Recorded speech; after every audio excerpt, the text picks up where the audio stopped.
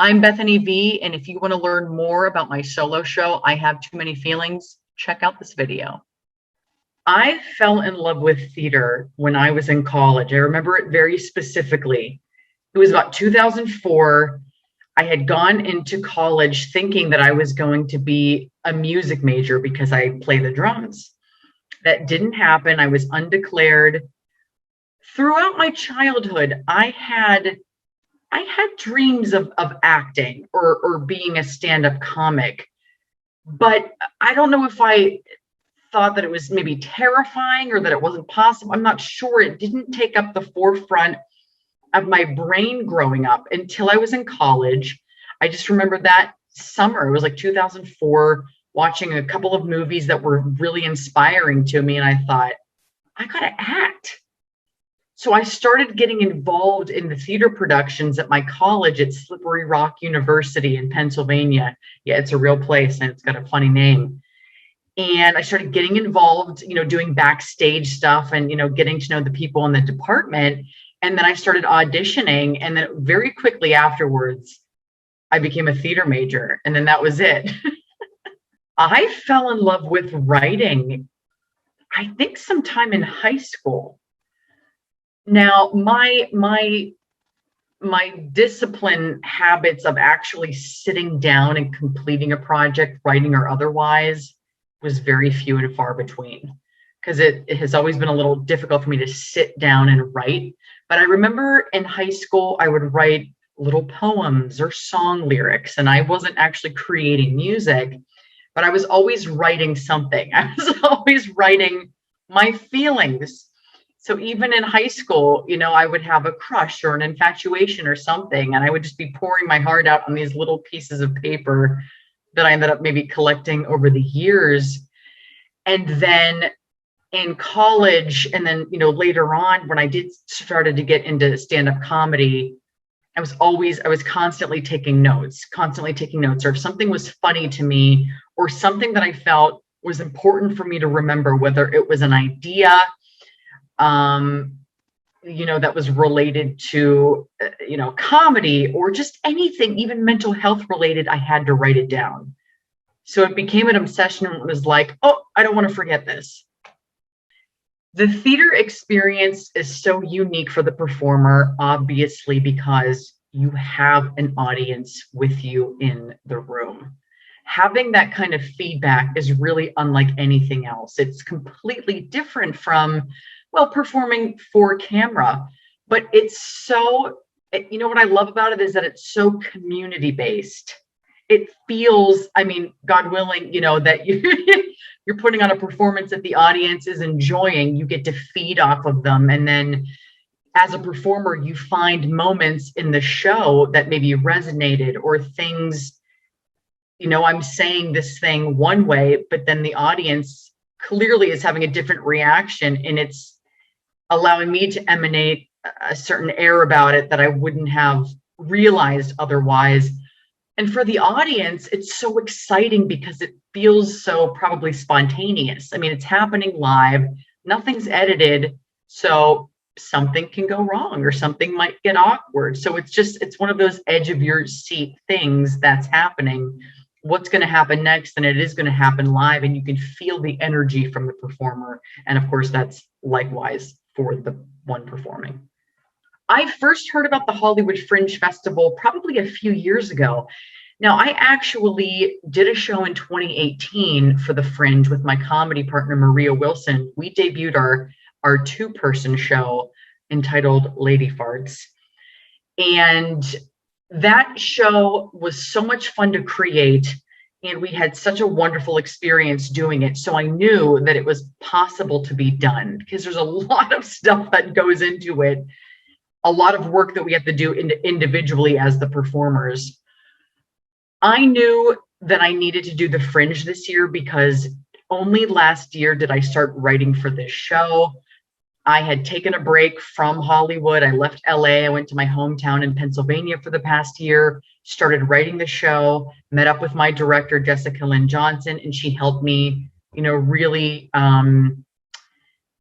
form what it turned into. And I knew the Fringe was happening. Of course, the Fringe didn't happen last year because of COVID, and the timeline seemed to work. I was working on this show. I didn't know when I would first debut it. I knew the Fringe was coming, and I wanted to put that stake in the ground. So it was like, okay, this has to be it. So I am performing and chose the Broadwater Theater because that is what my director, Jessica Lynn Johnson, recommended. She's worked with them before. The Broadwater is huge and like renowned for putting on several Fringe performances over the years. It's really well loved. They have some really awesome spaces. When I first walked into the black box where I'm performing, it just felt good. It felt peaceful. There was something cozy about it. A space can really, dictate how one might feel performing in it. So once I was actually in the space, I'm like, oh, thank God, this is perfect. The idea for writing my show, I Have Too Many Feelings, and using that title even really came from the fact that I have always felt that I have too many feelings. But then, of course, writing this show, I realized the only reason this exists is because, sure, I have a lot of feelings, but so do a lot of people. It was the shame that was surrounding having so many feelings. And I think that for a long time, I felt as though my feelings have prevented me from being more productive and accomplishing things. Great, I have this creativity, this empathy, and all this stuff, but can't I accomplish other things as well? And I had to finally really come to terms with that and accept that. And the biggest thing for me was getting sober right before the pandemic and having all of these really painful experiences. But then, after the fact, trying to find the humor in it and really wanting to take all of that and then go back to the beginning and think, okay, well, when did this really start? Well, this obviously started in childhood because that's where it all starts.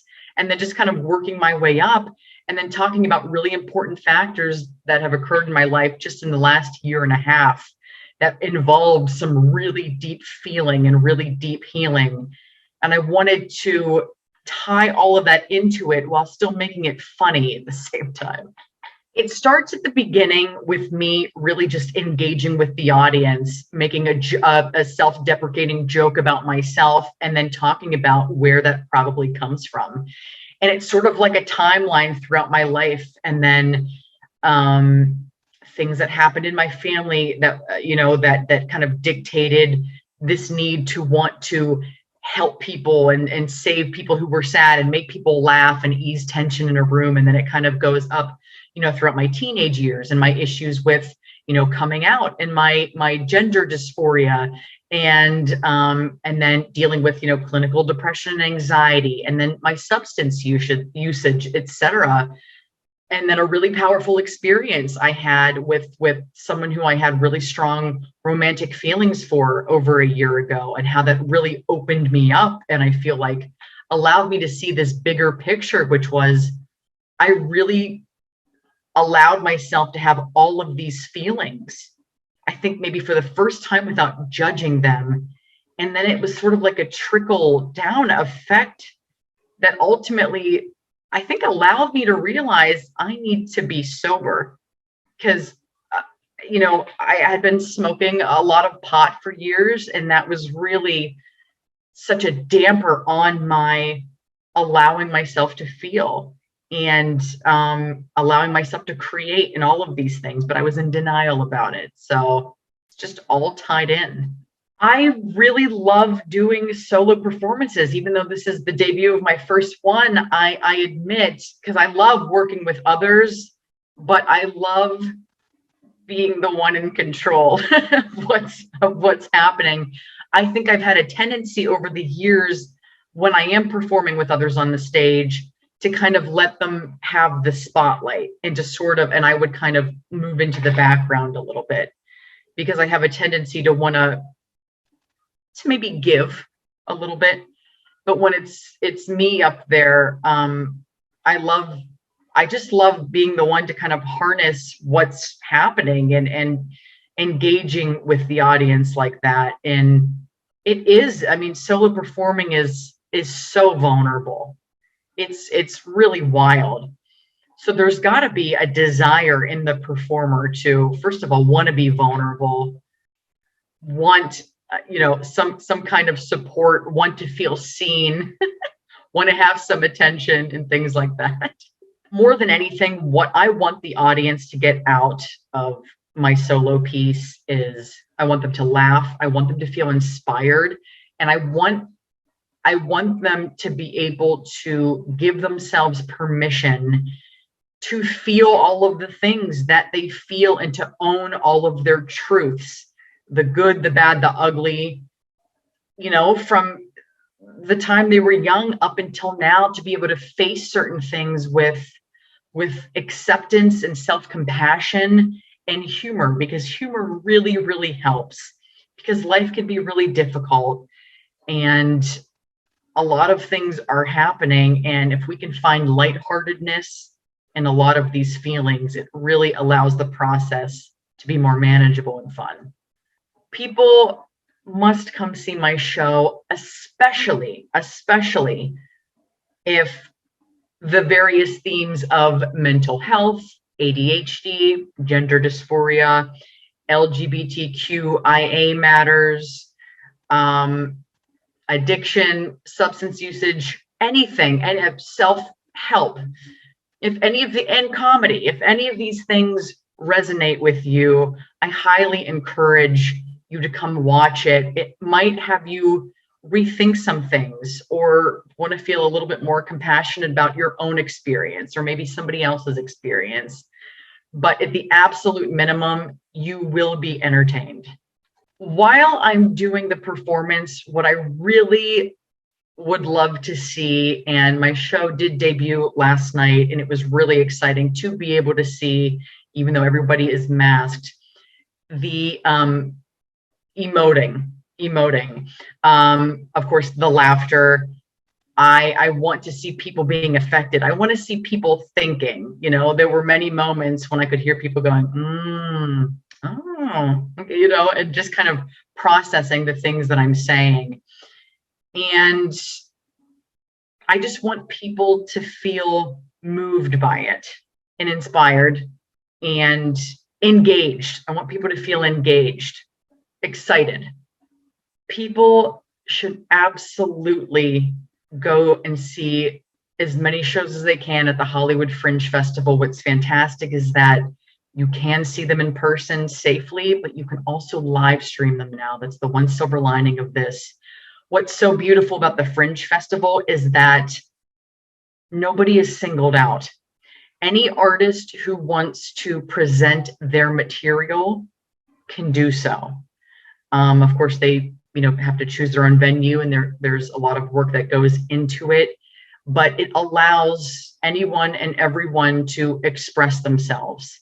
Genres from all over the place, comedy, drama, real stuff. A lot of it is just so raw. And what else is really lovely is because a lot of these theaters that these shows are being performed in, they are a little bit smaller. So you do kind of have a chance to really feel the energy of the room, be up close and personal, and get to know the artist afterwards, after the show. And it's so wonderful to network. So if you are a creative in any sense of the word, it is so lovely to be able to meet a ton of people who are, open and vulnerable and wanting to express themselves and be a part of this festival and support other artists. The Hollywood Fringe Festival is so important because, first and foremost, art and theater and live theater, I feel, is so vital to our society. It's a way to bring people together and make us feel and think and feel connected to each other. Because especially now in a society where, technology and social media, we're so used to, and with the pandemic, we're so used to being separate. Now we have an opportunity to go be in public, relate to others, support one another, witness art that allows us to feel better about our own lives and take us out of our own lives as well, and experience, entertainment.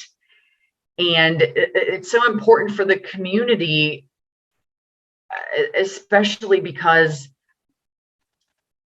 we need people. We need community, and artists putting on shows. For a lot of us, it's also our livelihood. People put a lot of work into these shows, blood, sweat, and tears, but also, financially making all of this work themselves. And it's so helpful to get that feedback from the audience. And, people can make donations to shows. A lot of artists out there are putting a lot of work into it, and, selling, cheap tickets because, times have been complicated, but it's so helpful for artists to also receive that back if possible. But it's just so helpful for performers to have that feedback. So, if it's not in person, live streaming has been wonderful as well. Receiving reviews, getting feedback on their art too is so helpful. Local theaters are so important because watching live theater, I just think, is vital to our society.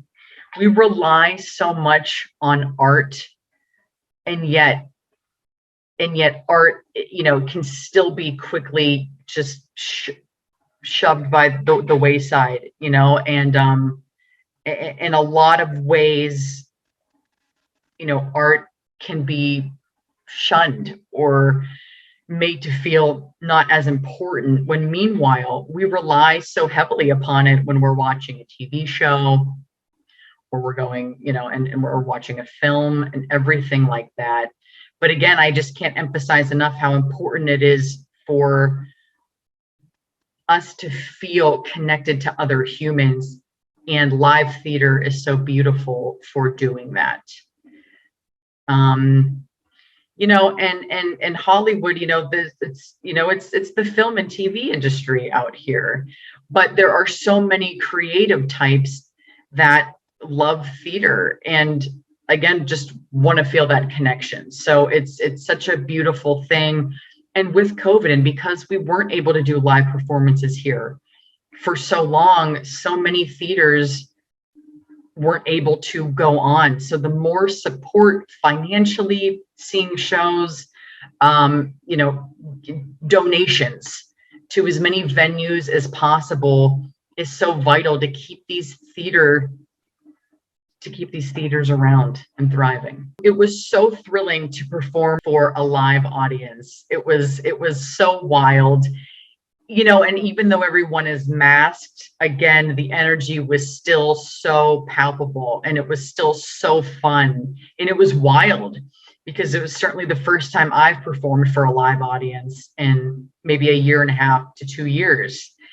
And I'm so thrilled to have 2 more of my shows. And now that I sort of feel like I've ripped off the Band-Aid of the first one, because it still was so surreal to stand up there in front of people and performing this for the very first time. It was very surreal. So I feel like, okay, now I've eased into it a little bit, and I'm so thrilled to see what happens with the next 2 performances, and where I find those moments, and where I can have more fun with it, and just have a great time with the audience. I would love to also add that my show is ultimately a feel-good show. People, I think, at this time period want to get away from the heaviness of the times. So even though the subject matters in my show could be labeled as heavy, I sort of dance along this area of humor is such a through line, and the characters that I use are quite comedic and absurd, and it makes the heavy content, I think, a lot more digestible, and I think it will make it easier for audiences to see the heaviness that is occurring, and to try and find the lightheartedness in it, even when it seems sometimes impossible. I'm Bethany Vee, and if you enjoyed this conversation about my world premiere of my solo show, I Have Too Many Feelings, I hope to see you there. either in person, masked, safely, but still having fun, or over live stream. And I can't wait to connect with you.